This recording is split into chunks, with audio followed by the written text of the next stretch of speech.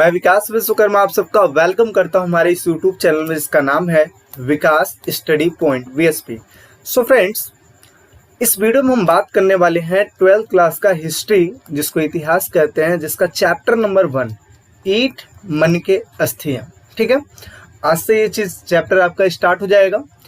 एक चीज मैं आपको बता दूं कि जिन बच्चों ने 0 चैप्टर नहीं देखा है या सिलेबस की न्यू सिलेबस की वीडियो नहीं देखा है, डिस्क्रिप्शन में उसका लिंक दे दिया जाएगा या फिर आइकन बटन में लिंक दे दिया जाएगा, आप जाके वहां पे भी देख सकते हो। क्योंकि अगर वो देख लेते हो तो उसमें मैं चैप्टर का सीक्वेंस वाइज डिटेल्स बताया हूँ कि किन किन चैप्टरों में हम क्या क्या पढ़ने वाले हैं। सो दैट्स वाई बहुत ही ज्यादा वो इम्पोर्टेंट है। आप अगर उसको देख लेते हो तो आपको ये समझ जाएगा कि कितना आपकी बुक लेंदी है या फिर कितना इजी है, क्योंकि उसमें मैंने सारा चीज बता रखा है। ठीक है, चलिए फर्स्ट चैप्टर स्टार्ट करते हैं। तो जैसा कि आपको पता है कि आपकी 3 बुकें थी, 3 बुकें में ये हो गया दूसरा और तीसरा। पहली वाली बुक में 4 चैप्टर है, ठीक है। दूसरी वाली जो बुक में 5 चैप्टर है, तीसरी वाली बुक में 6 चैप्टर है। तो इसमें का जो फर्स्ट चैप्टर है इसके बारे में बात करने वाले हैं। तो देखिए, ये आपकी बुक है, इसमें first chapter, second, third, fourth, जिसमें से पहली वाली बुकों के बारे में हम पढ़ने वाले हैं। अब देखिए, यहाँ पे मैं एक चीज बता दूं, ये आपका फर्स्ट चैप्टर है, इसमें 2 टाइप्स के नाम दिए होंगे। पहला लिखा है कि ईट मन के तथा अस्थियां, और नीचे लिखा होगा हड़प्पन सभ्यता। चूंकि ये चैप्टर पूरा हड़प्पन सभ्यता पे बेस है, ठीक है, इस वजह से इस चैप्टर का मतलब सारा निचोड़ हड़प्पन सभ्यता में ही निकलता है। एक चीज यहाँ पे आप याद रखिए कि ये हड़प्पा सभ्यता के ऊपर है, तो आपके माइंड में ये क्वेश्चन जरूर जा रहा होगा कि इसका नाम ईट मन के और अस्थियां क्यों रखा गया है। ठीक है, तो इसका मैं सॉर्ट आउट सॉल्यूशन ये दे देता हूँ। जैसा कि आपको पता है कि मैंने एक वीडियो बनाया था कि इतिहास को जानने के क्या क्या स्रोत हैं, तो 3 टाइप के स्रोत निकले थे। इतिहास को जानने के 3 टाइप्स के स्रोत निकले थे। कौन कौन से स्रोत निकले थे, इस चीज को देखते हैं। पहला निकला था वो समय जिसको बोलते हैं प्रागैतिहासिक काल। ठीक है, वो समय जिसको बोलते हैं प्रागैतिहासिक काल। दूसरा समय जिसको बोलते थे अर्ध ऐतिहासिक काल, और तीसरा जो टाइम था जिसको हम बोलते हैं ऐतिहासिक काल। ठीक है, ये 3 टाइप्स के काल थे, मैंने आपको बताया। प्रागैतिहासिक काल, अर्ध ऐतिहासिक काल और ऐतिहासिक काल। देखो, ये बेसिक मैं बता रहा हूँ पूरा स्टार्टिंग से। ठीक है, तो प्रागैतिहासिक काल वो समय था जहाँ पे जो मनुष्य था ना पढ़ना जानता था ना लिखना जानता था। ये टाइम वो टाइम था, ठीक है, और इसके बारे में आपने 11th क्लास में पढ़ा होगा। लेकिन अगर मैं दूसरे की बात करूं, अर्ध ऐतिहासिक काल में, इसमें जो है मनुष्य पढ़ना तो जानता, लिखना तो जानता था, अपनी मतलब बातों को व्यक्त तो कर देता था, लेकिन उसको पढ़ा नहीं जा सका। ठीक है, अब वो कौन कौन सी चीजें लिख देता था हमें कैसे पता लगेगा, क्योंकि उस टाइम पे पता नहीं कौन सी लिपि चलती थी। लेकिन ऐतिहासिक काल की अगर बात करें तो इसमें व्यक्ति पढ़ना भी जानता था, इसमें व्यक्ति लिखना भी जानता था, यही बात हुई थी। अच्छा, अब देखिए यहाँ पे प्रागैतिहासिक काल, ये तो 11th क्लास में हमने पढ़ा है। अर्ध ऐतिहासिक काल वो समय था जिसमें मैंने बताया मनुष्य जो था वो लिखना तो जानता था, अपनी बातों को व्यक्त करना तो जानता था, लेकिन उसको पढ़ा नहीं जा सका। ये जो हड़प्पन टाइम था ना, ये सारा चीज उसी समय का है जहाँ पे व्यक्ति लिखे तो है सारी चीज, लेकिन उसको पढ़ा नहीं जा सका है, जिसको रहस्यमयी लिपि बोला जाता है। ठीक है, जिसको रहस्यमयी लिपि बोला जाता था, ये वो टाइम है। तो इसी वजह से हमें इस टाइम के इतिहास के बारे में कैसे पता लगेगा, वो पता लगेगा वहां की वस्तुओं के द्वारा, ईंटों के द्वारा, मनकों के द्वारा, अस्थियों के द्वारा। इसी वजह से इस चैप्टर का नाम रखा गया है ईट, मनके तथा अस्थियां। और इसके अलावा नीचे लिख दिया गया हड़प्पन सभ्यता, ताकि आपको पता लग जाए हड़प्पा के बारे में हम पढ़ने वाले हैं। ठीक है, आई होप सारी चीजें आपको समझ में आई होगी। अच्छा, ऐतिहासिक काल के बारे में कैसे पता लगेगा? ऐतिहासिक काल के बारे में सारी जानकारी होगी ऑलरेडी, क्योंकि उसमें उस टाइम पे मनुष्य इतना डेवलप हो चुका था कि चीजों को लिख रखा था, तो उसको पढ़ने में वो सारी चीजें हेल्प कर देती है। ठीक है, समझ में आएगी चीजें।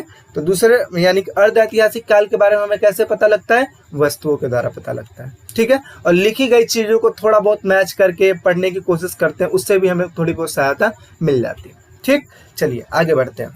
तो ये देखिए, अगर हड़प्पा की अगर बात करें तो ये है आपका जब भारत आज़ाद नहीं हुआ था उस टाइम की बात है।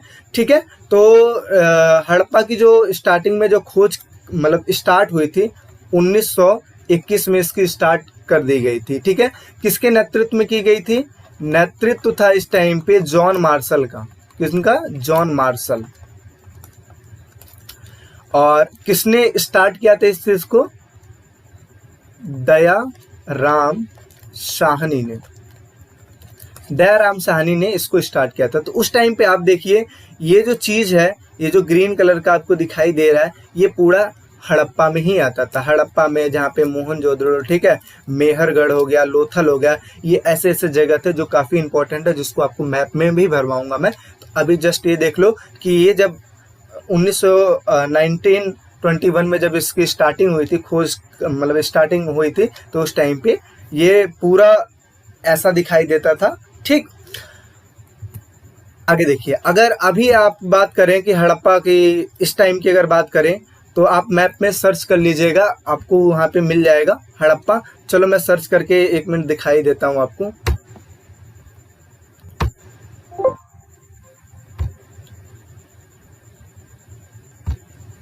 देखिए ये है आपका हड़प्पा। मैप में आप डालेंगे तो आपको ऐसा दिखाई देगा। ठीक है, ये है आपका हड़प्पा। और इसको अगर जूम आउट करते हैं तो आप देखिए ये टोटली कहाँ पड़ता है, आप देख सकते हो पाकिस्तान में पड़ता है। ठीक है, तो ये है। अब तो ये छोटा सा आपको दिखाई दे रहा है, अदरवाइज ये पूरा जो एरिया था ना, ये पूरा का पूरा हड़प्पा में ही आता था। अब ये पाकिस्तान में डिवाइड हो गया, तो सारा चीज आप बोल सकते हो कि हड़प्पा जो है पाकिस्तान में है। ठीक है, अब आते हैं हमारे सिलेबस पे।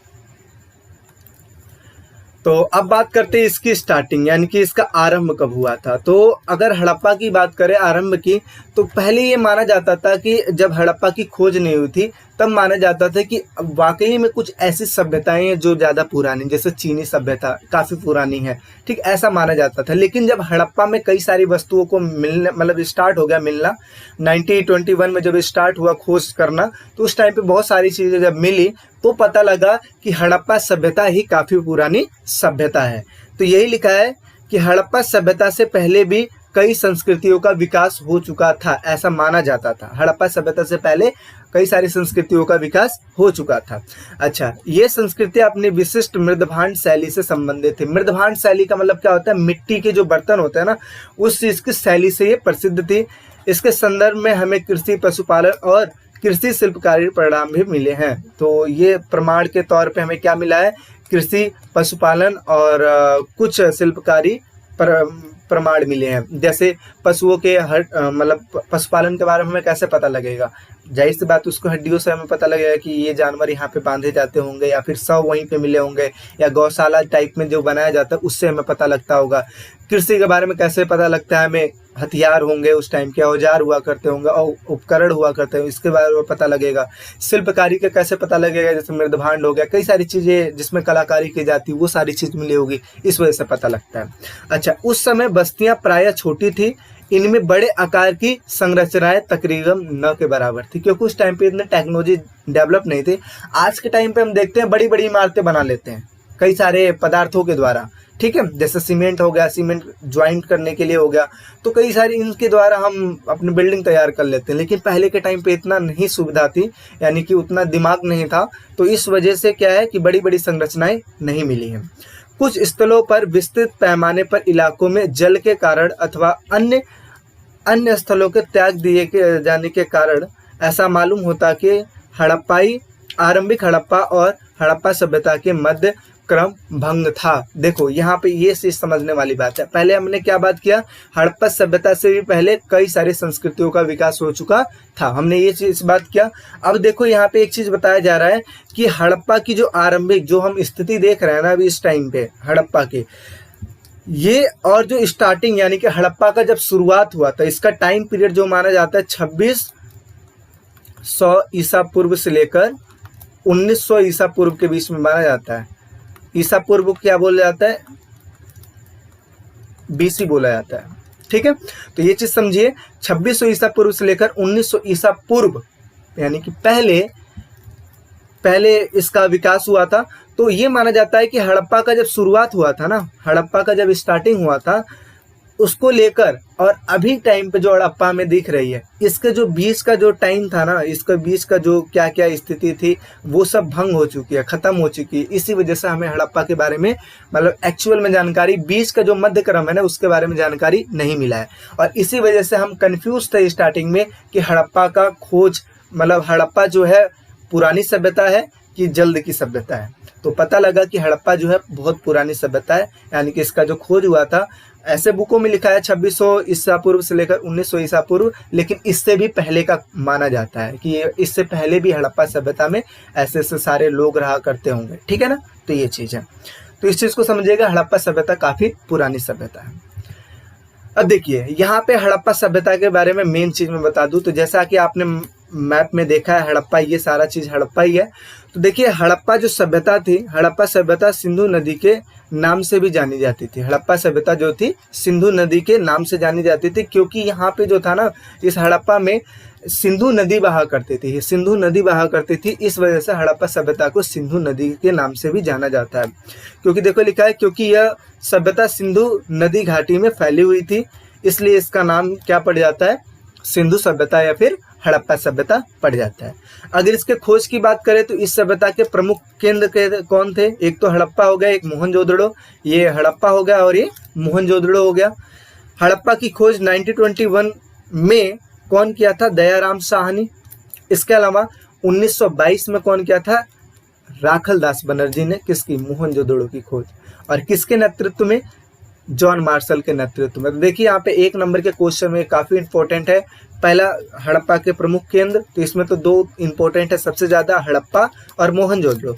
हड़प्पा की खोज कब की गई थी, 1921 में स्टार्ट कर दी गई थी खोज, ईस्वी की बात हो रही है। ठीक है, और इसके अलावा दयाराम साहनी जो कि इसके नेतृत्व में, जॉन मार्शल के नेतृत्व में इन्होंने स्टार्ट किया था। अच्छा 1921, अभी क्या चल रहा है 2021, यानी कि 100 साल पहले इसकी खोज स्टार्ट हो गई थी। अच्छा इसमें क्या है, 1922 ईस्वी में राखल दास बनर्जी ने स्टार्ट किया था मोहनजोदड़ो का खोज। आगे बात करते हैं, हमें आखिर इनके बारे में जानकारी कैसे मिलती है। तो लिखा है कि जानकारी के स्रोत, पहला है खुदाई में मिली इमारतें। जो इमारत होती है वो कैसी है, उनका कंडीशन क्या है, क्या क्या चीज़ का ध्यान रखा गया था उसको बनाने के टाइम में, ये सारा आइडिया लगा दिया जाता है। इसके द्वारा हमें पता लगता है। पुरानी वस्तुओं के द्वारा हमें पता लगता है कि वहाँ पे कौन कौन से लोग, मतलब किस टाइप के लोग रहा करते होंगे वस्तुओं के द्वारा। जैसे आज के टाइम पे हम देखते हैं, अगर मैं बोलूँ कि आज के टाइम के लोगों के बारे में जानना है, तो जाहिर सी बात है वस्तुओं देखोगे कि यहाँ पे पढ़ने लिखने वाली अगर कोई चीज़ है ऐसी, जैसे बुक्स वगैरह मिल गई, तो आप आइडिया लगा दोगे कि भाई यहाँ पे लोग जो पढ़ने वाले थे। अगर यहाँ पे यातायात के साधन विकसित है, मोटरसाइकिल मिल गई खुदाई में, तो आपको क्या समझ में आएगा कि यहाँ के लोग जो है यातायात में क्या इस्तेमाल करते थे, मोटरसाइकिल यूज़ करते थे, टेक्नोलॉजी डेवलपमेंट थे। तो ऐसे ही वहाँ पर भी उस टाइम पे भी ऐसे आइडियाज़ लगाए जाते थे। पूरा स्थल, पुराने स्थलों को देखकर, पुरानी जगहों के देख कर हम आइडिया लगाते हैं कि भाई इस टाइप के जगह थे, तो हो सकता है कि यहाँ पे इस टाइप के मनुष्य रहा करते होंगे। मृद भांडों को देखकर ये आइडिया लगाया जाता है। मृद भांड यानी कि मिट्टी के बर्तन। मिट्टी के बर्तन एक तो नॉर्मल तरीके से बनाए जाते हैं, अगर उसमें विभिन्न प्रकार के डिजाइन किए गए हैं तो इससे हमें पता लगेगा कि भाई वो डिजाइन किस हिसाब से किए गए हैं, उनका क्या क्या रोल, मतलब एक तरीके से समझ सकते हो कि एक तरीके से कला के बारे में हम समझ सकते हैं कि वहाँ पे जो लोग थे वो कितने माइंडेड थे, किस प्रकार की कलाओं का यूज किया करते थे। औजारों के द्वारा, अब जाहिर सी बात है मृद भांड में अच्छा वो नक्काशी किए हैं, तो जाहिर सी बात है औजार तो वहाँ पे होंगे ही होंगे। किस टाइप के औजार हैं, हल मतलब एक तरीके से खेती करने के उपकरण भी होते हैं, किसी वस्तु को काटने के भी उपकरण होते हैं, कई टाइप्स के उपकरण होते हैं। तो औजारों के माध्यम से भी हम समझ सकते हैं कि यहाँ पे जो लोग थे किन किन उपकरणों या औजारों का यूज किया करते थे। आभूषणों को देखकर किस किस टाइप के आभूषण पहना करते थे, तो इससे हमें धातुओं के बारे में पता लगता है। धातुओं में जो कारीगरी होती है, जैसे देखते हो सोने में कारीगरी होती है, मंगलसूत्र से लेकर बहुत सारी चीज़ बनाई जाती है, उनमें कारीगरी होती है, तो उनसे भी हमें आइडिया मिलता है। मूर्तियों को देख कर पता लगता है कि उस टाइम पे लोग कैसे थे, मूर्तियों को कैसे बनाया करते थे, या फिर जो मूर्तियाँ थी किन की थी। राजा महाराजा की भी मूर्तियाँ होती है, देवी देवताओं की भी मूर्तियाँ होती है, तो उनसे भी पता लगता है। मुहरों के द्वारा जो सिक्के, पहले आज के टाइम पे तो हम चलो पैसा बोल देते हैं, रुपया बोल देते हैं, पहले मुहरें चलती थी, सोने की मुहरें होती थी जो, ठीक है, इसमें राजा महाराजा के चित्र बना करते थे। जैसे आज के टाइम पे सिक्का देखते हो ना, तो उसमें कई सारी चीज बनी रहती है, गेहूं की बालियां बनी रहती हैं, इसके अलावा ऐसे करके 2 बना रहता है, 1 बना रहता है, तो बहुत सारी चीजें होती हैं। तो ऐसे उस टाइम पे मुहरें थी, उसके द्वारा भी पता लगता है। अच्छा, मुद्राओं के कंडीशनों के द्वारा भी पता लगता है कि जैसे मुहर जो है अगर वो सोने की है तो जाहिर सी बात है वहाँ के जो रहने वाले लोग हैं अमीर ही होंगे, ठीक है। अच्छा, दूसरी चीज उसकी कंडीशन, आज के टाइम पे आप देखते हो कि हम एक विभिन्न प्रकार की धातुओं का यूज करते हैं, खासकर स्टील बोल सकते हैं, ठीक है, काफ़ी मजबूत स्टील होती है। तो ये चीज़ है, तो इससे भी हमें कंडीशन के बारे में पता लगता है कि उस टाइम के लोग कैसे रहा करते हैं। बाट समझते हो, तराजू बाट जिसको बोलते हैं, उसके द्वारा भी पता लगता है कि वहाँ के लोगों को जानकारी थी कि नहीं थी, कि किसी वस्तु को अगर हमें किसी को देना है तो नाप तौल के देना है कि नहीं देना है, तो इस चीज़ की जानकारी थी कि नहीं थी, ये बाटों के द्वारा पता लगता है। और पक्की ईंटों के द्वारा पता लगता है कि वो घर में बनाने के लिए कौन कौन सी ईंटों का इस्तेमाल करते थे, कच्ची ईंट थी कि पक्की ईंट थी। तो इनसे बहुत सारी आइडियाज़ मिलते हैं, और इन्हीं के द्वारा जैसे आप देख रहे हो जब खुदाई की गई थी तो ये सारा चीज़ मिला है। अब इससे कई सारे आइडिया ही लगाया जा सकता है, क्योंकि इसमें कोई ऐसा व्यक्ति तो है नहीं जो जिंदा होगा और मुझे बताएगा कि यहाँ पे ये सारा चीज हुआ था। आइडिया ही लगाया जा सकता है ना। जैसे आप देखो संरचनाएं जो इसकी बनी पड़ी है, जितनी भी सारी संरचनाएं, ये चौकोर संरचनाएं हैं, और इसको देख के आपको ऐसा लग रहा होगा कि जाहिर सी बात है कि ये जो कारीगरी की गई है आज के टाइम पे कारीगरी की गई है। अक्सर आप गाँव में देखो तो इसी टाइप्स में मतलब चीज़ें बनाई जाती है, क्योंकि वहाँ पे भी टेक्नोलॉजी उपलब्ध है, लेकिन वहाँ पे अधिकतर जो लोग रहा करते हैं ऐसे ईंटों के द्वारा ऐसे ही बना के रहते हैं। यहाँ पे चलो शहरों में पलस्तर करवा लेते हैं, सारी चीज़ करवाने में आ जाते हैं, लेकिन अधिकतर जो ऐसे जो दृश्य है ना हम गाँव में देखने को मिलता है। तो ये चीज़ देखिए, इसको हमें देख के क्या पता लगता है कि यहाँ पे जो लोग थे वहाँ की टेक्नोलॉजी काफ़ी अच्छी विकसित हुआ करती थी, क्योंकि चीज़ों को तरीके से यूज करना जानते थे। सड़कें वहाँ पे जो होती थी एक दूसरे को समकोण पे काटती थी, 90 डिग्री पे सड़कें काटती थी, और इसके अलावा इसके बगल में नालियों का भी निर्माण हुआ करता था। इसी को क्या बोलते थे, ग्रिड पद्धति बोलते थे। तो आप ये समझ सकते हो पद्धति, ठीक है। तो आप ये समझ सकते हो कि जो वहाँ की जो सिविलाइजेशन थी वो किस हिसाब से थी, और इसी वजह से यही कहीं ना कहीं खासियत है जिसकी वजह से हमें 12th क्लास में ये सारा चीज़ पढ़ना पड़ा, ठीक है। तो ये सारा चीज़ है। निर्धारित समय क्या माना जाता है, 2600 ईस्वी पूर्व से लेकर 1900 ईस्वी पूर्व।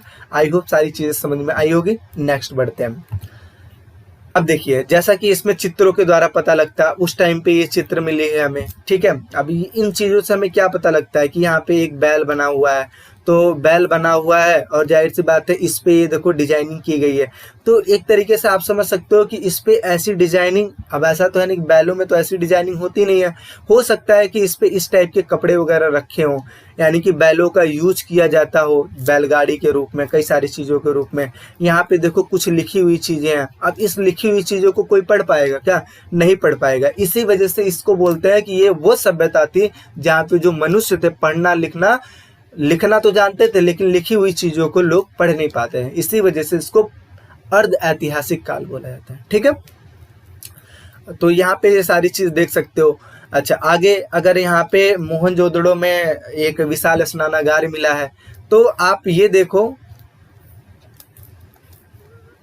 आप ये चीज़ देखो कि इसका जो बनावट है वो किस हिसाब से बनावट है। इसको आज के टाइम पे स्विमिंग पूल बोला जाता है। क्या बोला जाता है? स्विमिंग पूल बोला जाता है।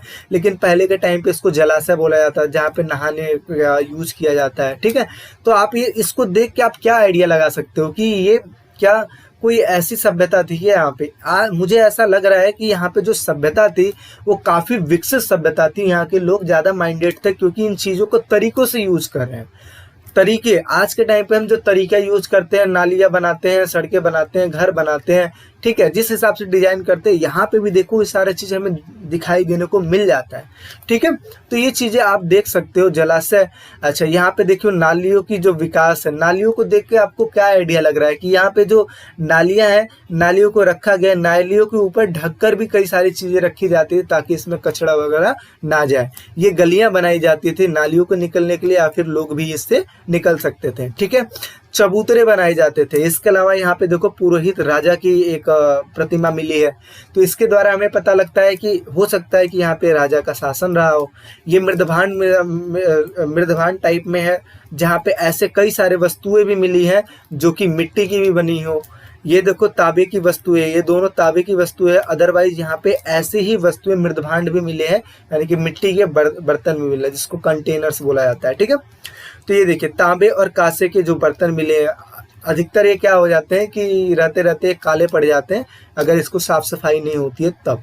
तो देखिए ये तांबे के बर्तन मिले हैं, तो इससे हमें क्या आइडिया लगता है कि हो सकता है कि तांबे का बर्तन का यूज करते होंगे। एक मृड मूर्ति मिली है, इस मूर्तियों के द्वारा हमें क्या पता लगाया जा सकता है कि हो सकता है कि या तो इसकी पूजा की जाती हो, या तो ये एज अ शो पीस के लिए रखी जा रही हो, या फिर कोई किसी की प्रतिमा ही हो। ठीक है, अच्छा ये मुहरे हैं, जैसे कि मैंने पीछे बात किया मुहर, तो ये मुहरे हैं। ठीक है, एक औजार ये भी है। तो ये सारे चीज़ है। मन के आप देख सकते हो, ये तांबे के दर्पण हो गया, दर्पण शीशा जिसको बोलते हैं वो हो गया, और शिवलिंग हो गया। ये शिवलिंग, इससे हमें क्या पता लगता है कि हो सकता है कि यहाँ पे शंकर भगवान को पूजा, शिव जी को पूजा जाता है उस शिवलिंग के रूप में। और एक मातृ देवी की मूर्ति मिली है, तो हो सकता है कि इन सभी देवी देवताओं को भी पूजा जाता हो। तो ये सारा चीज़ है जिसकी वजह से हमें पता लगता है कि विभिन्न चीज़ें विभिन्न जगहों पे है। नेक्स्ट बात करते हैं। अच्छा जानकारियाँ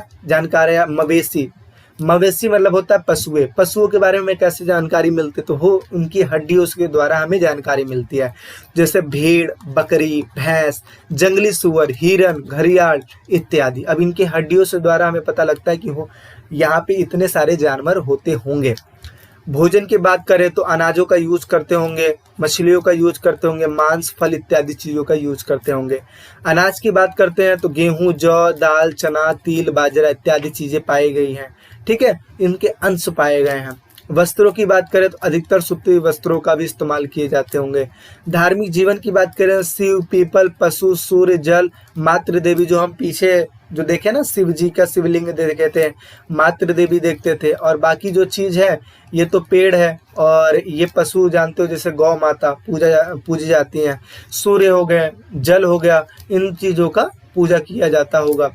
यातायात की बात करें तो बैलगाड़ी और नाव, जैसे कि हमने पीछे एक बैल को देखा है, तो वही चीज़ है कि बैलगाड़ी और नाव का भी यूज होता होगा। क्यों? क्योंकि ये सिंधु नदी के बगल में थी, इस वजह से हो सकता हो कि जो व्यापार वगैरह हुआ करता होगा वो नाव के द्वारा भी हुआ करता होगा। शिल्पकारी की अगर बात करें तो मिट्टी के बर्तन हो गए, मृदभांड, मन के हथियार और खेती के उपकरण जैसी चीज़ें भी यूज हुआ करते थे। इसके द्वारा हमें ये सारी जानकारी मिलती है। नेक्स्ट बात करें निर्वाह के तरीके। निर्वाह का मतलब होता है जीवन यापन करने के तरीके, कैसे रहा करते होंगे। तो हड़प्पा सभ्यता के निवासी अनेक प्रकार के पेड़ पौधे से प्राप्त उत्पादन एवं जानवरों जिसमें मछली सम्मिलित थी से प्राप्त भोजन करते हैं। हो सकता है कि हड़प्पा के जो लोग थे वो विभिन्न प्रकार के जो पेड़ थे उनके द्वारा मिले हुए फलों का यूज करते होंगे। इसके अलावा जानवरों का भी यूज किया करते होंगे। इसके अलावा मछलियों का भी यूज किया होंगे खाने के तौर पर। ठीक है, अनाजों के दानों और बीजों की खोजों से पुरातात्विदों को आहार संबंधी जानकारी मिली है। अच्छा, बाजरे के दाने गुजरात के स्थल में हासिल हुए हैं। गुजरात के स्थल पे बाजरे के दाने मिले हैं, तो इस वजह से हमें पता लगता है क्योंकि पूरा हड़प्पा सभ्यता में ही आता था। ठीक है, तो इस वजह से क्योंकि मेन चीज थी ना, तो बाजरे के दाने गुजरात के स्थलों पर भी मिले हुए हैं। ठीक है, अच्छा दाल के दाने अपेक्षाकृत कम पाए गए हैं, यानी कि इसका जो चावल का जो दाना था वो अपेक्षाकृत छोटा था, कम था। मतलब हो सकता है कि जो चावल यूज होता होगा वो कम मात्रा में यूज होता होगा। ठीक है, तो इसका मतलब ये है चावल के दाने अपेक्षाकृत कम पाए गए हैं। आगे इसके अलावा पशुओं के बारे में, आहारों के बारे में, निवासों के बारे में, वस्त्रों के बारे में, धार्मिक जीवनों के बारे में, यातायातों के बारे में जानकारी मिली है, जो कि हम पीछे पढ़ चुके हैं, इसमें पढ़ चुके हैं। ठीक है, नेक्स्ट बात करते हैं कृषि प्रौद्योगिकी। कृषि प्रौद्योगिकी क्या है? देखिए ये सारे टॉपिक्स आपके बुक के ही हैं, तो आप ये चीज़ पढ़ लेते हो तो बुक पढ़ने की ज़रूरत है नहीं। अदरवाइज आपकी नॉलेज के लिए आप बुक भी पढ़ सकते हो। अदरवाइज सारा डिटेल्स में जितने भी चीज़ें हैं सारा चीज़ समझाने की कोशिश कर रहा हूँ। कृषि प्रौद्योगिकी क्या है वहाँ पे देखिए। कृषि प्रौद्योगिकी यानी कि किसी में यूज करने वाली टेक्नोलॉजी। प्रौद्योगिकी मतलब क्या होता है? टेक्नोलॉजी। तो कृषि के संकेत अनाजों के दानों से मिलते हैं, यानी कि हमें पता कैसे लगता है कि वो बंदे कृषि करते थे, तो अनाजों के दानों से पता लगता है। अच्छा, चोलिस्तान के अनेक स्थलों एवं बनावली हरियाणा में मिट्टी से बने हल के प्रतिरूप मिले हैं, यानी कि ऐसे उपकरण मिले हैं हल के जिसके द्वारा हमें पता लगता है कि हो सकता है कि वहाँ पे जो खेती की जाती होगी, ठीक है, तो जुताई उताई करने के लिए हलों का यूज किया जाता होगा। इसके अलावा पुरातात्विदों को कालीबंगन यानी कि राजस्थान नामक स्थान पर जुते हुए खेत के प्रमाण भी मिले हैं, यानी कि जो खेत था वो जुताई हुई थी, तो इसके प्रमाण भी मिले हैं। और इसके बारे में हमें पता कैसे लगा होगा, जब खेतों में जुताई होती है, चाहे ट्रैक्टर के द्वारा हो चाहे हलों के द्वारा हो, तो बीच में लाइनिंग बनती है और इसी के द्वारा हमें पता लगता है। तो देखिए लिखा है कि इस खेत में हल रेखाएं दो समूह आपस में समकोण पर काट रही हैं, एक तो ऐसे और एक ऐसे, तो इसके द्वारा हमें पता लगता है कि हो सकता है यहाँ पे खेतों की जुताई हलों के द्वारा की जाती होगी। विद्यमान थे जो दिखाते हैं कि एक साथ दो विभिन्न फसलें भी उगाई जाती हैं। अच्छा, इससे हमें ये भी संकेत मिलता है कि हो सकता है कि एक खेत में दो फसलें उगाई जाती होंगी, एक इस साइड और एक इस साइड, ठीक। फसलों की कटाई के लिए प्रयुक्त औजारों को जानने का प्रयत्न भी किया गया है, जैसे आप साइड में औजार देख सकते हो, तो ये विभिन्न टाइप की, ये कुल्हाड़ी के टाइप में औजार लग रहा है, ये विभिन्न टाइप्स के पत्थर हैं या फिर धातुएं हैं बनी हुई हैं, तो इन सब चीज़ों को आप देख सकते हो और इससे आप आइडिया लगा सकते हो कि वहाँ पे जो खेती वगैरह थी वो किस हिसाब से की जाती होगी। आगे बात करते हैं। अभी अफगानिस्तान में सोर्तुगई नामक हड़प्पा स्थल से नहरों के कुछ प्रमाण अवशेष मिले हैं, लेकिन सिंधु तथा पंजाब में नहीं मिले हैं, यानी कि नहरों के कुछ अवशेष मिले हैं। इसके द्वारा हमें ये पता लगता है कि सिंचाई के लिए नहरों का यूज हुआ करता था, लेकिन ऐसा जो चीज़ है सिंधु नदी सिंध और पंजाब में नहीं मिला है। ऐसा भी संभव है कि कुओं से प्राप्त पानी इस्तेमाल सिंचाई के लिए किया जाता था, ऐसा भी माना जाता है कि जो कुएं थी, कुओं के द्वारा पानी निकालकर सिंचाई भी किया जाता है, ठीक है। नेक्स्ट बात करते हैं, पूरा वस्तुओं की पहचान कैसे की जाती है, किस हिसाब से पूरा वस्तुओं की पहचान की जाती है। तो जैसे कि मैंने पीछे बताया है कि जानकारी के स्रोत जहाँ पे हमने मोहरों के बारे में पढ़ा, पूरा स्थलों के बारे में पढ़ा, पूरा वस्तुओं के बारे में पढ़ा, विभिन्न चीज़ों के बारे में पढ़ा और ये भी देखा कि किस हिसाब से वो आइडिया लगाते हैं। ऐसे ही यहाँ पे एक चीज़ मिला है सील बट्टा, जिसको बोलते हैं आज के टाइम पे, पहले इसको चकिया बोला जाता था, तो ये भी मिला है और इससे हमें आइडिया लगा पाते हैं, पूरा तात्विक आइडिया लगा पाते हैं कि वहाँ पे सील बट्टे का भी यूज हुआ करता था, यानी कि चकिए का यूज हुआ करता था। तो पूरा वस्तुओं की बनावट को देखी जाती है, पहली बात तो ये है। अच्छा, उसमें इस्तेमाल किए जाने वाले धातु या पत्थर को दी जाती है, यानी कि जो बाट है, जो बनाया गया है सील बट्टा, ये धातु की है या पत्थर की है, तो जाहिर सी बात है पत्थर की है। आगे आज के टाइम पे जो सील बट्टा तो नहीं, खासकर जो ओखली जो होता है, ओखली खासकर लोहे की ही होती है, जिसमें हम मसाले वगैरह कूटा करते हैं, तो ये चीज़ है। अच्छा, फिर अनुमान लगाया जाता है कि ये किस काम आती होंगी, इससे वर्तमान से संबंधित करके देखा जाता है। अब जैसे वस्तु मिल गई, इसका बनावट देख लिए, इसका यूज देख लिए और फिर ये देखते हैं कि वर्तमान टाइम में क्या इसका रोल है, तो हमें समझ में आता है, यानी कि वर्तमान से जोड़ के ये संबंधित करने की कोशिश करते हैं कि क्या वाकई में ये जो चीज़ है उस टाइम पे कितना रोल प्ले करती होगी। अच्छा, जैसे हड़प्पा में अवतल चकिया बड़ी तादाद में मिली है। अब देखो इसका जो शेप है ऐसे है, अवतल है, ठीक है, और ऐसा लगता है कि अनाज पीसने के लिए प्रयुक्त ये एकमात्र साधन थी, ठीक है। अनाज इसमें पीसा जाता था। इसमें तल जो थी, यानी कि जो नीचे का जो एरिया हुआ करता था, नीचे का जो एरिया है निश्चित रूप से जमीन से या मिट्टी से जमा कर रखा जाता होगा, जिससे इसे हिलने से रोका जाए। जैसे ये मान लो सील बट्टा है, इसको जमीन में रखा जाता है ताकि ये जो हिले ना, जब हम उसको करें, मतलब मसाला जब पीसे या फिर कोई भी चीज़ पीसे तो वो नीचे से हिले ना। दो प्रकार की चकिया मिली है, एक वे जिनसे अनाज को पीसा जाता होगा और एक वो जो जड़ी बूटी और मसालों को कूटने के लिए प्रयोग किया जाता है। देखिए यहाँ पे एक चीज़ बताया जा रहा है कि दो टाइप्स की यहाँ पे चक्कियाँ मिली होंगी, एक जो अनाजों के द्वारा अनाजों को पीसा जाता होगा और जो दूसरा है जिसमें जड़ी बूटी वगैरह भी पीसा जाता होगा। ठीक है, तो ये था। अच्छा, नेक्स्ट बात करते हैं मोहनजोदड़ो। मोहनजोदड़ो क्या था? तो जैसा कि हमने शहरों के बारे में पढ़ा है, दो प्रकार के वहाँ पे मुख्य शहर थे, एक मोहनजोदड़ो और एक हड़प्पा। तो अब मोहनजोदड़ो के बारे में पढ़ेंगे। तो ये एक नियोजित शहरी केंद्र था। नियोजित क्यों बोला जाता है? क्योंकि इसका जो बसावट था, बनावट था, ये दोनों एक तरीके से नियोजित यानी कि प्लानिंग यानी कि योजनाबद्ध तरीके से किया गया था। तो देखिए, मोहनजोदड़ो सबसे लोकप्रिय पुरा स्थल है। सर्वप्रथम खोजा गया स्थल क्या है? हड़प्पा। पहले हड़प्पा को खोजा गया, फिर मोहनजोदड़ो को खोजा गया। बस्ती दो भागों में बटी हुई थी, जैसा कि आप ये देख सकते हैं, दो भागों में बस्ती बटी हुई है। ठीक है, ये इसका एरिया है। आगे बात करें तो बस्ती दो भागों में बटी हुई है। एक छोटा किंतु ऊंचाई पर बना हुआ है, यानी कि ये जो है ये ऊंचाई पे बना हुआ था, ये छोटा भी है, और एवं दूसरा बड़ी ज़्यादा नीचे थी, यानी कि दूसरा जो इलाका था वो बड़ा था जो कि नीचे था, जिसको क्या बोलते हैं? लोअर टाउन बोलते हैं। और इसको क्या बोलते थे? इसको निचला शहर बोलते हैं और इसको दुर्ग बोलते हैं। ठीक है, सिटाडेल, इसको दुर्ग बोला जाता था। क्या बोला जाता था? दुर्ग। और इसको क्या बोला जाता था? निचला शहर।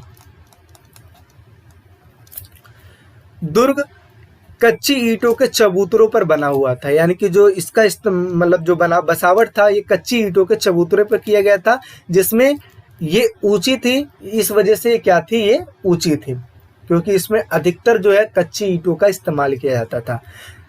इसके अलावा अगर बात करें तो दुर्ग को दीवार से घेरा गया था, इसको चारों साइड दीवार चलाई गई थी। इसका मतलब ये है कि ये निचले शहर से भिन्न था, ये नीचे वाले शहर से भिन्न था। अभी हमने बात किया कि जो दुर्ग है इसको ईंटों से घेरा गया था, खासकर ईंटों से बना हुआ था। तो इसी हिसाब से जो निचला शहर था ये भी ईंटों से भी घेरा गया था। तो ये लिखा है कि निचला शहर भी दीवारों से घेरा गया था। अनेक भवनों को ऊंचे चबूतरों पर बनाया गया था, जो कि नींव का काम करते थे। जैसे साइड में ये विभिन्न प्रकार के भवन बनाए गए थे, ऊंचे भवन बनाए गए थे, जो कि एक प्रकार का नींव का काम करता है। और आपको पता है जब नींव मजबूत होती है तो घर गिरता नहीं है। तो इसी वजह से, क्योंकि ये जो दुर्ग था ऊंचाई पे बना हुआ था, तो इसी वजह से यहाँ पे बड़ी बड़ी इमारतें बनाई गई थी ताकि ये इसका नींव हिले ना। तो ये चीज़ है। ये था आपका फर्स्ट पार्ट, आपके चैप्टर का फर्स्ट पार्ट। आई होप सारी चीज़ें आपको समझ में आई होगी। एक बार आप और वीडियो देखने की कोशिश करना, इसी वीडियो को एक बार और प्ले करने की कोशिश करना। ठीक है, क्यों मैं ऐसा बोल रहा हूँ? क्योंकि एक बार में तो आपको समझ में आ जाएगा, लेकिन जब दूसरी बार आप इसको पढ़ोगे तो काफ़ी हद तक बहुत सारी चीज़ें जो आपको और अच्छे से समझ में आ जाएगी। मैं बोलता हूँ कि एक वीडियो को बेशक एक दिन का गैप लेके अगर 4 बार भी आप देख लेते हो ना, 4 बार भी देख लेते हो तो पूरा चैप्टर आपके माइंड में चला जाएगा, क्योंकि आप बार बार उसको देख रहे हो। ठीक है, यही ऑनलाइन का फायदा क्या होता है कि आप एक चीज़ों को कई बार देख सकते हो। तो यही चीज़ें अगर 4 बार आप देखते हो तो कहीं ना कहीं ये जो चैप्टर है पूरी तरीके से आपके माइंड में चला जाएगा। बाकी चैप्टर जो है काफ़ी इजी है, बेहद इजी है, और सभी चीज़ों को कवर अप कराने के लिए हमने बहुत सारी चीज़ों को इसमें इंक्लूड किया है। और हो सकता है कि इसके सेकंड पार्ट में, ठीक है, हो सकता है कि सेकंड पार्ट में ये चैप्टर ओवर हो जाए। तो आई होप सारी चीज़ समझ में आई होगी। वीडियो अगर अच्छा लगता है तो लाइक करें। इसके अलावा अगर कोई डाउट है तो आप कमेंट सेक्शन में कमेंट कर सकते हैं, चीज़ों को पूछ सकते हैं। इसके अलावा शेयर करें अपने फ्रेंडों में और सब्सक्राइब कर लें, ताकि इसका जो नेक्स्ट पार्ट है या फिर आने वाले जितने भी वीडियो आपको मिलते रहे। ठीक है, मिलते हैं एक नेक्स्ट वीडियो में अगले पार्ट के साथ। अभी के लिए टाटा बाय बाय।